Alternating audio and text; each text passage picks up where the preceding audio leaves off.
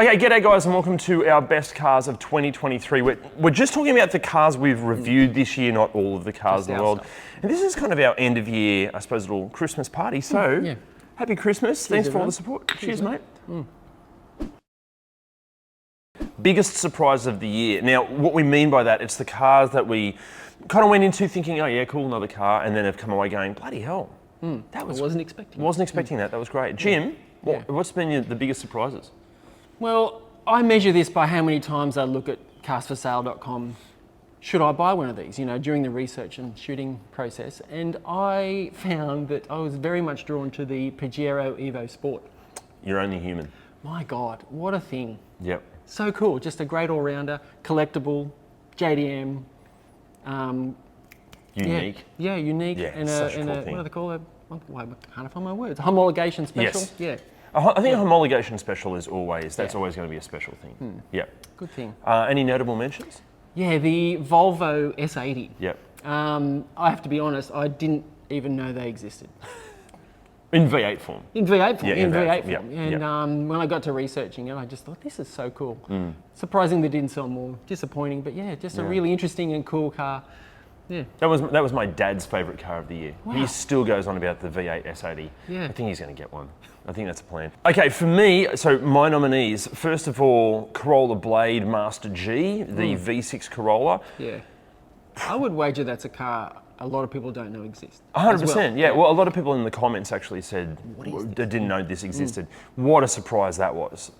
I kind of was hoping it was going to be good. I wasn't expecting it to be as good as it was.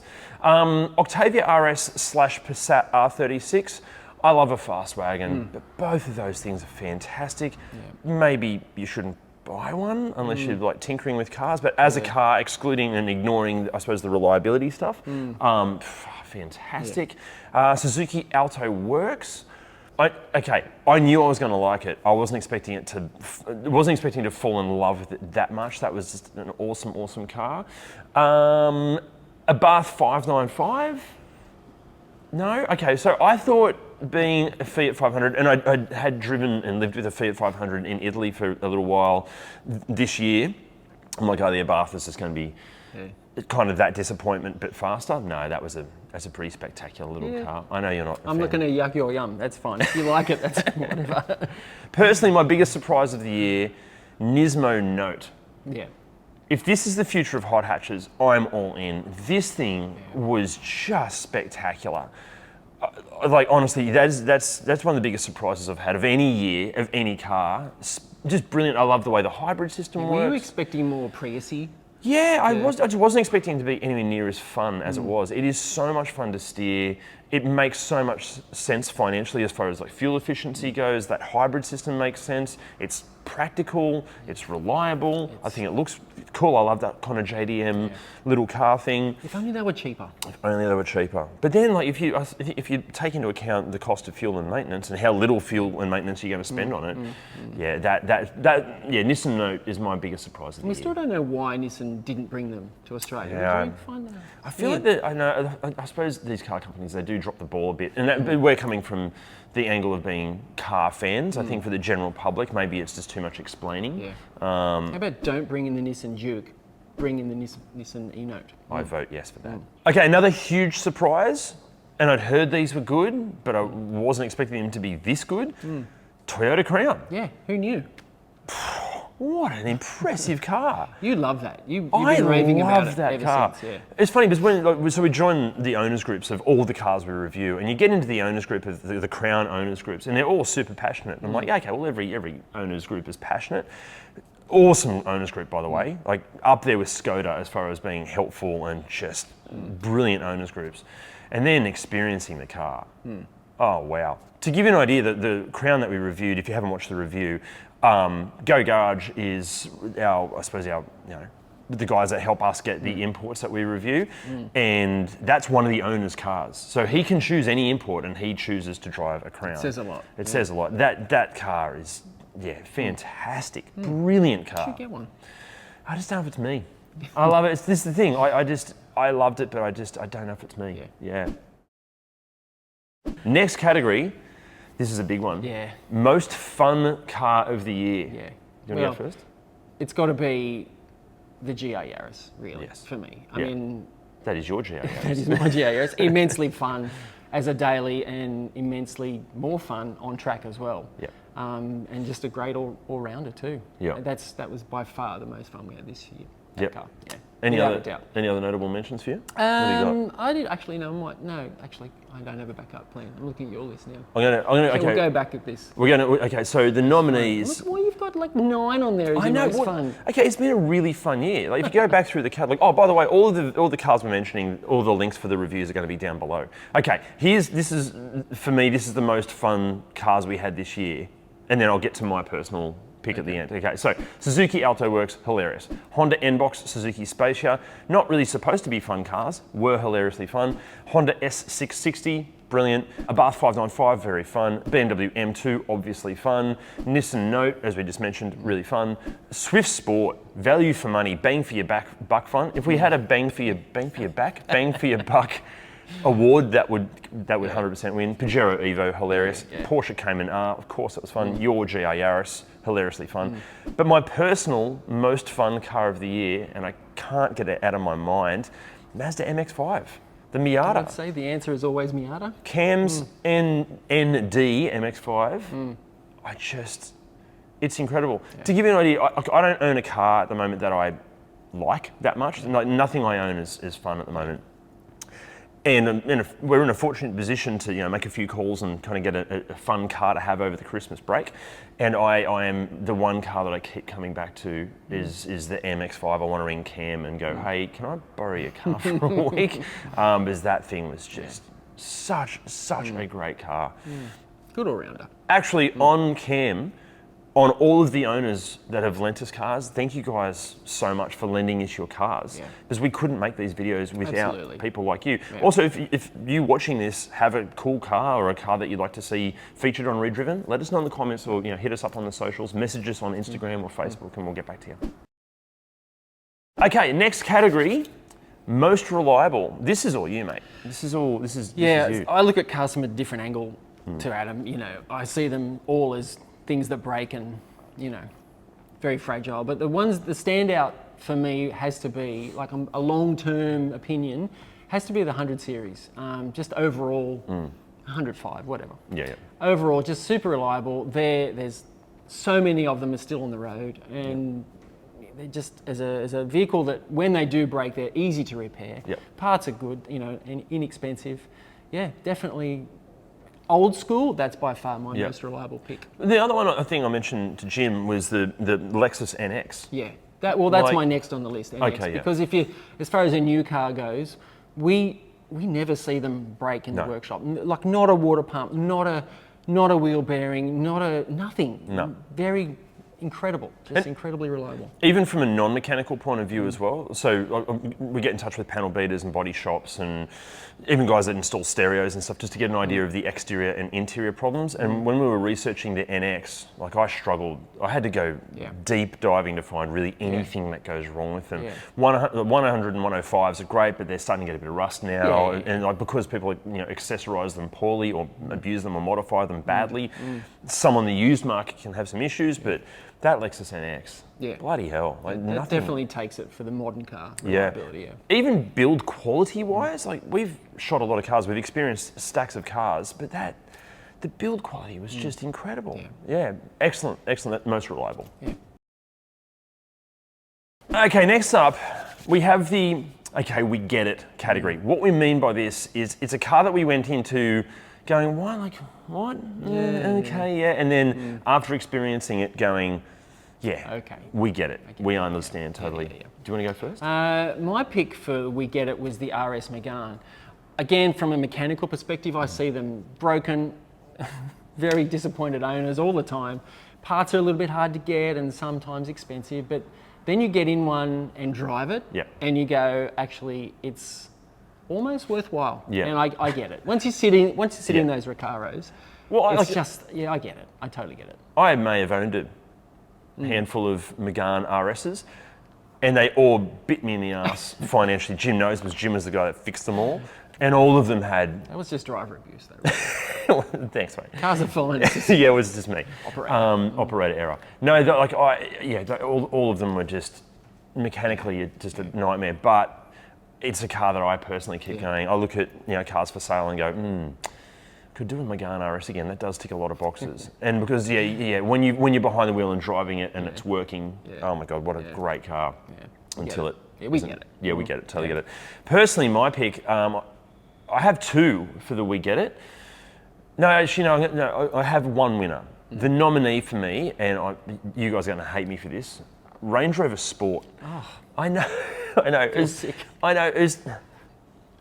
As bad as they are for reliability and dodgy build quality, driving it and experiencing it and living with it, I totally get it. It was beautiful to drive. It sounded great. It's again, I'm not going to yuck your yum, dude. I do not get it. Man, they go off road. I honestly get why people buy a Range Rover Sport. You should never buy one, but I totally get why they do. But the winner for my We Get It, SS Commodore, VF Series 2. Yeah. I grew up in I suppose through a generation where you had to choose. You were either an import guy or you were, Holden Ford guy. I was very much an import guy. My first car was a HSV Club Sport until it got blown away by a Liberty RS Turbo. Then I became an import guy. But with all of the Commodores and through my work, I've been able to drive pretty much every iteration of different Commodore, and none of them have ever really grabbed me. Just like, well, I don't know, what am I not getting here? Until that one. Yeah. I mean, it did have 700 kilowatts. Or something, something crazy. Yeah, 547 kilowatts. It was way more than that. Yeah. But that car was spectacular. I still wouldn't personally buy one, but I totally get why people are into the VF Series 2 Commodore SS V8. I get it. Okay, next up, the car that we most recommend. Few nominees. Yeah, a few nominees. My first one is Swift Sport. Yep. Just super affordable, super reliable, fun to drive. Yeah. And they kind of fly under the radar a bit. I Yeah. think in people who buy small hatches, they always look to Yaris's and things. But Yeah. they're popular, but I think if people knew how good they are, they'd be way more popular. And even people that are looking at a hot hatch, I feel like in hot hatch world, you're generally looking at, Megane RS or GR Yaris or things like that. But Swift Sport, and obviously they're a lot more expensive than the Swift Sport that we reviewed. But I just think they're a good all-round. that's on my Would recommend. Yeah, that's on my nominations list. Swift Sport. Also CX3. Yep. Just in that sort of, what do you call them? SUV hatch. Small crossover. Family. Yeah. I think they're probably the standout. And just the way they drive, their reliability is great. Yep. They're affordable. And the other one is the Lexus NX. Yeah. It's a bit of a price jump from the Mazda, but I think overall, definitely would recommend. 100%. Yeah, I totally agree with Jim. CX3 was a surprise for me. I wasn't expecting it to drive as well as it did. Yeah. That's a great little car. That's why it's better than the things like the CRVs and things. They're just a little bit better. Yeah, it's hard to put your finger on. Yep. And then most recommend 100% Lexus NX. I can't think of another car that does car as well as the Lexus NX. Yeah. Luxurious, great brand name, amazing build quality, reliable. Get the hybrid and it's fuel efficient. Practical enough. Yeah, great daily. If I had to have just the perfect daily driver, I would go a used Lexus NX F Sport. Yeah, brilliant. Okay, another one that I highly recommend, Toyota Crown. Oh my God, what a thing that is. Yeah, rear-wheel drive, multiple engine choices, amazing build quality, just spectacular car. If you haven't checked out a Crown, check them out. You'll be surprised. Even for the money, like what, 20, 25 grand, even less? Yeah. That is so much car for the money. Yeah. Highly recommend that. If you're looking at you want a Commodore or a Falcon, here's the thing. If you want an SUV because you need a family car and practicality, well, Australians may do with Falcons and Commodores as our go-to family cars for decades. Forever. A Crown is just like a better version of a Falcon and a Commodore, but more reliable, cheaper, more fuel efficient. Yeah. Some of the bits might be a bit hard to get though. Yeah, body panels and stuff. And there is some issues with the hybrid gear a little bit, but overall. Yeah, but even if you take those into account, For Crown. the price. Yeah, highly recommend the Crown. Okay, so a bit of a new category for this year. Best new car of the year. This is our personal pick for the best new car. We don't really do new car reviews as But we such. like new cars. We like all cars. Yeah. All cars are good. Okay, best new car of the year. Somewhat predictable, I would say, GR Corolla for me. I'm the same as Jim. Yeah, it's just, it does literally tick all the boxes. Yeah. It's cool. Yeah. They're just great. I mean, everybody knows exactly what we're talking about. There's no surprises. Yeah. Everyone's seen the endless amount of videos on them and the reviews. They are just, a great thing. And it's funny, like I think in YouTube world, I feel like sometimes people expect us to want Lamborghinis and Ferraris and Aston Martins and McLarens, and that's great. They just don't interest me at all. I'm sure, they're great, and I've been again so fortunate enough to drive and live with some of those cars, and I just whatever. My dream car, my ultimate dream car at the moment, like realistic, GR Corolla. Yeah. It's a 5-door hatch, it's practical, hilarious to drive, reliable, holds its value. It's a 3-cylinder, so it's pretty fuel efficient. Like, what is there not to love? Yeah. It flies under the radar. It doesn't look that different. And that's what I love about the GR Corolla. If you're in the know, you're like, oh wow, that's a GR. Yeah. And if you're not in the know, it just looks like a Corolla, that's the epitome of cool for me. Yeah. Flies under the radar. Yeah, Toyota just nailed it, which is remarkable because there's nothing. I don't think there's any other manufacturer right now that have made something out of their lane, so to speak, and done it so well straight up. Yeah. Because I think the Hyundai N stuff is fantastic, but they've been building at that for a little while, whereas Toyota just went, oh, we can do this. It's like, oh, okay, right, that's amazing. And it was easy. Yeah, incredible. Okay, now before we get to our personal car of the year, look, we know none of us like watching advertising, but we have to say a massive thank you to Driver and Wiper Tech, because the way this business works is that we get to do ReDriven for you guys by them helping us pay our bills. Yeah, we literally couldn't do it without We couldn't do it without Driver and Wiper Tech. So if you enjoy ReDriven and you love what we do and want to support us, well, support those guys as well. Driver, all your car finance needs. Wiper Tech, great wiper blades, both all done online. Yeah. Driver, Wiper Tech, thank you guys so much. Also, another thank you, and it's nothing we've actually really mentioned before, but you'll start seeing it more in 2024. Cars for sale. You guys are legends. There's more coming with that. You'll see in the new year. Yeah. It's exciting. It's cool. Okay, final category. This is our personal car of the year. Maybe not the car we'd recommend you to buy, but personally what did it for us. Yeah. What is your personal car of the year, mate? Well, it was the car that when we looked at, I just was blown away by so many different angles of it. It's got a cool name. Yep. It's just good at everything it does. It was the Toyota Velfire. Great name too. Alphard, that's cool, but Velfire, what a stupid car, really. Yeah. Like, it's ridiculous.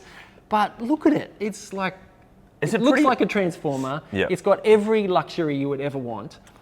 Toyota reliability. Yeah. I think it's. I'm regretting now you saying that. I'm regretting not having it on my biggest surprise list. Because I think I went in. Good call. I'm an idiot. Because I think I remember going into that video. We almost didn't film it because I'm like, who's going to buy these? But they're hugely popular, and I remember the whole day just going, this is incredible. Yeah. This is like, why is anyone buying a 7-seat SUV when you could have a private jet? Yeah. And how does this exist? Oh, like why did Toyota make that? Imagine if it looked good. I don't. See, that's a very polarizing thing. I look at it and go, well, if you have to have a van, I think it looks good. All right. I think it looks okay. I wish they did. In Japan, I can't remember the name of the company, but they do like retro body kits on Hi-Aces. And I'd love to see a Velfire or an Alphard with like kind of a retro looking vibe going on. Because inside, that is, like inside ownership and driving it, incredible car. Incredible car. Any nominees? Did you have any other nominees for your car of the year? Actually, no. No. Okay. Sorry, can we ask that question again? Let me look at yours. Oh yeah, what do I have? Okay. So these are my nominees. I've got Lexus NX, I think, as I said, probably the ultimate car. I personally, for that kind of money, I'd buy a GR Corolla. Yeah. I had Alphard Velfire as well, brilliant. Spacia and N-Box.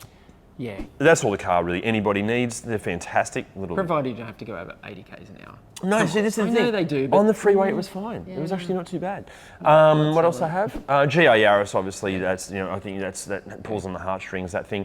And then my personal car of the year. It came down to two. If the one that we had reviewed had a manual transmission, the winner of this would have been the BMW M2. Yeah. But we have to judge this on the car that we reviewed. And because it didn't have a manual, it doesn't get it. My car of the year, Mazda MX-5. I know it's not practical, but besides not being practical, it does everything else I want a car to do. Not as fast as a BMW. But it doesn't need to be. I had more fun, honestly, I had more fun in the MX-5 than I did in the M2. The M2, I just found like really quick, but then I was constantly going, oh, geez, I better back off here, or I better back off here. Whereas the MX-5, you can just rev that out, and because you're sitting so low, and especially with the roof down, it feels so fast. Yeah, MX-5 is my car of the year. Yeah. If the M2 had been a manual, I think that would have been the car of the year. It would have negated all the other stuff that makes it bad. Yeah, you know, like losing your license. Yeah. So guys, that's it. That's our best cars of 2023. Thank you so much for watching our videos and supporting us. And in the comments, just throw in what you would pick for these categories too. Great call. Yeah, let us know. And again, message us on the socials, say g'day. Yeah, we can't thank you guys enough for all of your support. Everybody out there that has hit that subscribe button, it means more than you know. The more people that subscribe, the bigger the channel gets, the more stuff we can do for you. It's been a great year. We're so pumped for 2024. There's some cool stuff coming up. If there are any videos that you'd like to see as well, let us know in the comments. We want you to be part of the whole ReDriven community. So thanks heaps. Talk to you soon.